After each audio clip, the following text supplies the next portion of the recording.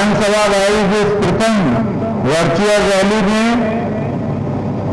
Rally कार्यक्रम के संयोजक हमारे प्रदेश के महामंत्री कुलदीप सिंह चहल जी और इस वर्चुअल रैली में मुख्य वक्ता के रूप में हमारे बीच जुड़ चुके भारतीय जनता युवा मोर्चा से लेकर भारतीय जनता पार्टी तक अनेक दायित्वों का निर्वहन सफलतापूर्वक करने के बाद ऐसे राष्ट्रीय महामंत्री आदरणीय श्री अरुण सिंह जी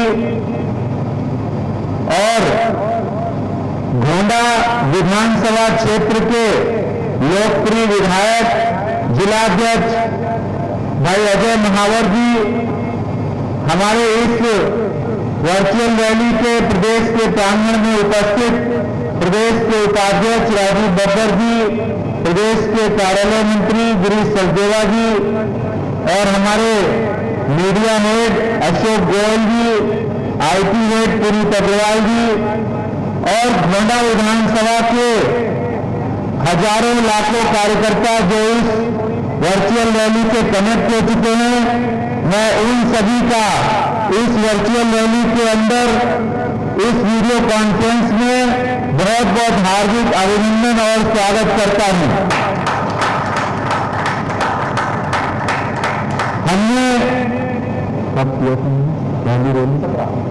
हमने 17 जून को पहली वर्चुअल रैली दिल्ली के अंदर की और इसमें देश की लोकप्रिय नेता प्रखर वक्ता केंद्रीय मंत्री श्रीमती स्मृति ईरानी जी ने हम सबको संबोधित किया।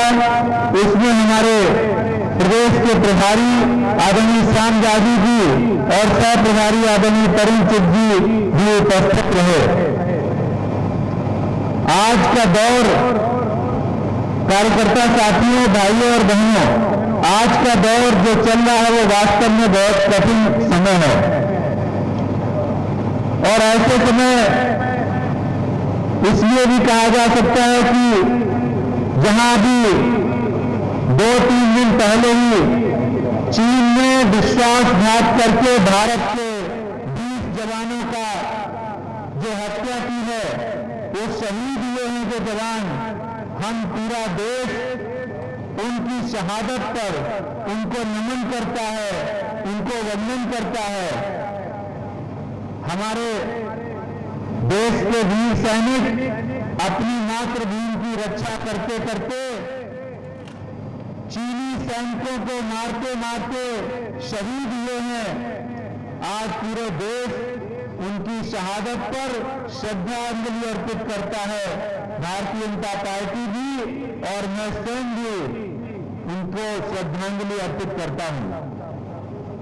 और एक ऐसा समय जब पूरे देश ही नहीं पूरे विश्व में कोरोना संकट काल चल रहा है, कोरोना संक्रमण से भी बहुत सारे लोगों की जान दिल्ली देश में गई है, उनके प्रति भी अपनी मानवीय संवेदना प्रकट करता हूं। ऐसे समय जब चुनौतियां बहुत हैं और भारतीय जनता पार्टी का कार्यकर्ता आज उन चुनौतियों को स्वीकार करते हुए क्षेत्र के अंदर, इलाके के अंदर लोगों की मदद करने के लिए तत्पर है और तैयार है। इस वर्चुअल रैली के माध्यम से मैं ये भी बताना चाहता हूं गोंडा विधानसभा के कार्यकर्ता बंधुओं को कि जिस तरह से भारतीय जनता पार्टी के कार्यकर्ताओं ने दिल्ली के अंदर इस कोरोना संक्रमण काल में, लॉकडाउन पीरियड में जरूरतमंदों की सेवा की है, जरूरतमंदों को भोजन, राशन, खाद्यान्न उपलब्ध कराया है, उनकी हर संभव मदद करी है, उसके लिए वे साधुवाद के पात्र हैं और वो प्रशंसा के पात्र हैं। शायद कोई राजनीतिक दल निकला हो या कम निकला हो, नहीं निकला हो, लेकिन भारतीय जनता पार्टी का कार्यकर्ता इस संकट की घड़ी में दिल्ली के लोगों की, दिल्ली के जरूरतमंदों की मदद के लिए आगे आया है। ये उसने अपनी उस दृढ़ इच्छा शक्ति को दिखाया है। हमारे संस्थापक पंडित दीनदयाल उपाध्याय जी का एकात्म मानव दर्शन, मानव मात्र की सेवा करना हमारा उद्देश्य है। राजनीति हमारे लिए साधन नहीं वरन साध्य है। इस उद्देश्य की पूर्ति के लिए आज भारतीय जनता पार्टी का कार्यकर्ता इस संकट काल में सड़क पर है, लोगों की मदद करने के लिए तैयार है। और इसके साथ मैं ये कहना चाहता हूं कि जिस तरह से दिल्ली के अंदर दिल्ली सरकार और दिल्ली के मुख्यमंत्री जी ने जो रवैया अपनाया है, जो उन्होंने लापरवाही की है, वो वास्तव में लोगों को जानना चाहिए।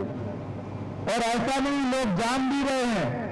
उन्होंने अपनी पहली प्रेस कॉन्फ्रेंस में कहा था कि दिल्ली वालों को डरने की जरूरत नहीं है, दिल्ली वालों को भयभीत होने की जरूरत नहीं है। हम 30,000 बेड्स की व्यवस्था करेंगे और दिल्ली वालों को कोरोना संक्रमण से बचाएंगे।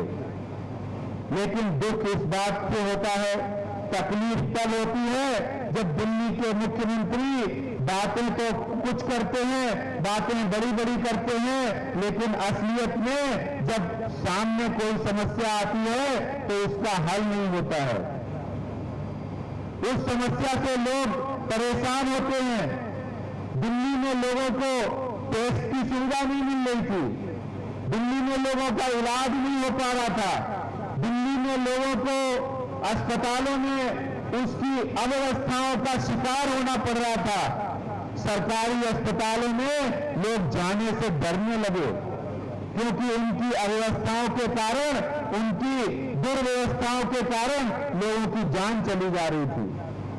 आज जिस तरह से जब ये हालात इतने भयावह हो गए कि जो दृश्य अस्पतालों में देखने को मिले वो वास्तव में आंसू निकालने वाले थे, दिल दहलाने वाले थे। ऐसे समय में हमारे भारत के माननीय प्रधानमंत्री नरेंद्र मोदी जी के नेतृत्व में हमारे माननीय गृह मंत्री अमित शाह जी ने इस मोर्चे को संभाला है। और दिल्ली की जो बुरी हालत, दिल्ली की अस्पतालों के व्यवस्थाओं की बुरी हालत पर उन्होंने हस्तक्षेप करके और उन व्यवस्थाओं को सुधारने का काम किया है। मैं गोंडा के विधानसभा के साथियों को बताना चाहता हूं कि किस तरह से आज दिल्ली के अंदर जहां टेस्ट नहीं हो रहे थे, प्राइवेट लैब में जो टेस्ट हो रहे थे उनके रेट्स को आधा किया है। प्राइवेट अस्पतालों में मनमानी चल रही थी, जो दिल्ली के मुख्यमंत्री रोक नहीं पा रहे थे, उसको रोकने का काम किया है हमारे माननीय गृह मंत्री जी ने। और उसमें उन्होंने प्राइवेट अस्पतालों के रेट फिक्स कर उनकी मनमानी को समाप्त किया है। इसी तरह से टेस्ट के लिए परेशान लोग, कंटेनमेंट जोन के अंदर जो मैपिंग नहीं हो पा रही थी, स्क्रीनिंग नहीं हो पा रही थी, लोग परेशान थे, लोगों के अंदर डर था, भय था कि हमें अगर कोविड हो गया, हमें कोरोना हो गया या हमारे अंदर लक्षण है तो हम कहां जाएंगे। और ऐसे में भारत सरकार ने हमारे माननीय गृह मंत्री जी ने पूरे दिल्ली के अंदर 169 टेस्ट सेंटर खोले जिसमें फ्री टेस्टिंग होगी। स्पीड एंटीजन रैपिड टेस्ट की टेक्नोलॉजी के माध्यम से 6 लाख टेस्ट किए जाएंगे। आज दिल्ली का नागरिक पूरी तरह से भय मुक्त हो गया है, पूरी तरह से डर मुक्त हो गया है, उसके अंदर डर और भय नहीं रह गया है। सरकारी अस्पतालों के बद इंतजामी के लिए नोडल ऑफिसर्स की नियुक्ति की गई है। क्वारंटाइन सेंटर, आइसोलेशन सेंटर बनाने के लिए रेलवे कोचेस को आइसोलेशन सेंटर में तब्दील किया गया है। ऐसे तमाम कदम जो लगातार दिल्ली के लिए उठाए हैं केंद्र सरकार ने, क्योंकि दिल्ली सरकार नाकाम रही, दिल्ली सरकार उन व्यवस्थाओं को नहीं जुटा पाई। फिर भी हमने ये कहा, हमारे केंद्रीय गृह मंत्री जी ने और भारतीय जनता पार्टी भी ये कहती रही कि हम राजनीति नहीं करते हैं, लोगों की जान की कीमत पर राजनीति नहीं करते हैं, कोरोना संकट पर कोई राजनीति नहीं करते हैं। इसलिए भारतीय जनता पार्टी ने इसमें अपना सकारात्मक पक्ष रखा और हमने कहा हम जो सेवा कर रहे थे उस सेवा को और बढ़ाएंगे और लोगों को जो आज कोरोना संकट बढ़ रहा है, दिल्ली की जनता की